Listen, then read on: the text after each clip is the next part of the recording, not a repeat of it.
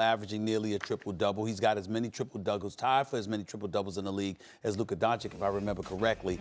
What he's been doing, and then, as Kendrick said on Get Up this morning, he went into his bag last night with some of the things that he's done. He's 35 years of age. He's in his 17th season, and he's not ready to give anything up yet. He's letting everybody know, I'm still here. My only critique of LeBron James this entire season has been, are you going to show up and do that when you have Kawhi on the opposite side of the ball than you? Because that brother has come to L.A. He's not only come to your city, your town, but your arena and said, excuse me, this is my town now. What are you going to do about that? So my issue with LeBron is one thing and one thing only.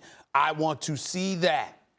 The same stuff that you've shown against Luka, the same stuff that you've shown against Zion, the same stuff that you've shown against a whole host of folks in the NBA. I want to see you do that with Kawhi, because that's the one person I have not seen you do that against. Kawhi. Yeah, well, you can say that, but what I'm saying is, you got a game or two to go in the regular season where you're going to face them. They got that makeup game coming up. Right. And obviously we anticipate, this ain't guaranteed, but we anticipate that y'all going to show up in the postseason. The only thing that I could say about LeBron is if you don't show up against that brother, that's going to be the indictment, because what the hell is the excuse? But outside of that, no, he's still in the race for the MVP. The Greek Freak deserves it because Milwaukee has been so sensational and they've been dominant. If Milwaukee wasn't so dominant, that would be different. But I got to give the edge to Giannis for now. But LeBron is still right there because the Lakers are the number 2 seed in the NBA, number 1 in the West, and he's been balling. This is why I hate the regular season MVP. You don't know who the best player in the game is until the end of the playoffs. So, but if we're talking regular season MVP right now. That's what we're talking. So Giannis, let me get this straight. Giannis is better offensively right now. And when I say better offensively, he's averaging in barely over 30 minutes a game. 30 points, about 14 boards, 6 assists, a block, and a steal. Okay, wait a minute. PER, which takes all that into consideration, because you can counter, well, LeBron has 25 points, but tennis is so there's a stat called PER. It's not perfect, but it takes all that stuff into account. Giannis right now, if the season ended today, would have the highest single-season PER in history. Better than Wilt, Jordan, or LeBron's best year if it ended today. So he's also super efficient. LeBron's in about 25. That's like a high-end all-star, low-end MVP. Giannis has the highest in history right now. Who's better defensively? And LeBron's had a great defensive season. If you want to add in the extra points for age, sure. But I'm not doing that. I'm not giving him extra points for age. I'm just evaluating him. Been great defensively for a lot of this year.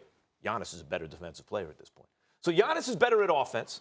Giannis is better at defense. And then you say, well, LeBron sprinkles this magic pixie dust on his team, chemistry, keeping the team together. Well, that's verifiable. Let's see how the team is doing. Oh, LeBron is second best record in the league. But you know who has the first best record in the league by 6 games?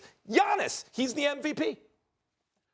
I'm with Stephen A. Smith on this one, Max. And one thing that you left out, and it's crazy to me, because when LeBron James was in the East, the whole thing was that, oh, he's in the East. So we robbed him. Well, I wouldn't say robbed him, but he lost out on 4 MVPs when he returned back to Cleveland, right? Truth. He lost out on 4 MVPs. Why? Because he was in the East. During that time, those MVPs went to Western Conference players. Am I correct? Because they were making noise in the West. Steph Curry, they had 73 and 19. He's back-to-back MVP. Right. Harden won 1. Russell Westbrook won 1, yeah. KD won 1 or whatever, right? Here's my thing. Why are we not keeping the same energy for Giannis? He's in the East. The East is weaker.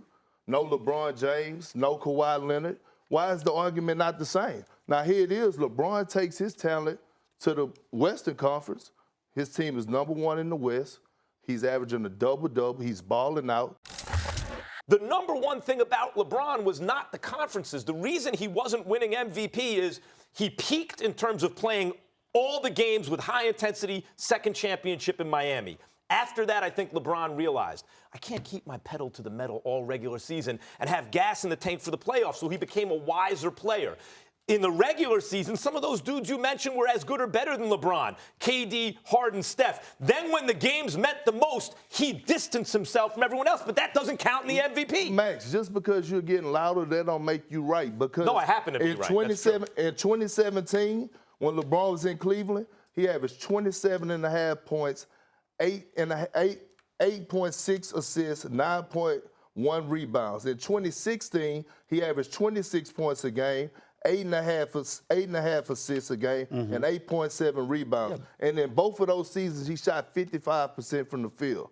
So explain to me what you talking about. Well, you just gave his stats. Other guys had great stats too. No, but you act like he declined in the regular season or something. Like you said, when he came back from Miami, he was like basically on chill mode. When he was in Miami, the second championship, both ends of the floor, he was so obviously the best player in the league, it was ridiculous to talk about anyone else. By the time the years came around that you were talking about, regular season, you had legitimate cases for KD, Harden, and Steph. Regular season. Playoffs, LeBron showed he was different. That's true. He might do that again with the Freak. But if we're talking about a regular season award, the Freak's got it. Okay, let me ask you this, Stephen A. If LeBron was putting up those numbers in the West during that time, would he have won the MVP? Yes, I believe so. Okay, then my point is number one. Number two, I think this is an important point. The Greek Freak, because of the excellence of the Milwaukee Bucks, being 52-8 and being as clear-cut dominant as they have been, not to mention what they have done against everybody that they have played against. Of course, you got to give the Greek Freak the edge at this particular moment in time. The number one indictment against LeBron is that if you look at Houston, you look at Boston, you look at Milwaukee, you look at Toronto, you look at various teams in the NBA, their record, when you go out, when the top 8 teams or so go up against one another, right, the Lakers are struggling. They're like 4 games under 500 going up against the top-tier teams in the NBA. So that's an indictment against LeBron. But ultimately what it comes down to is this. Again, it's really about, is the race over? LeBron has been so great that you can't sit up here and say with 25-plus games to go, oh, it's over no matter what happens in the next 25 games. You could already crown the Greek Freak as a 2-time NBA MVP. No. Thanks for watching ESPN on YouTube. For more sports highlights and analysis, be sure to download the ESPN app. And for live streaming sports and premium content, subscribe to ESPN+.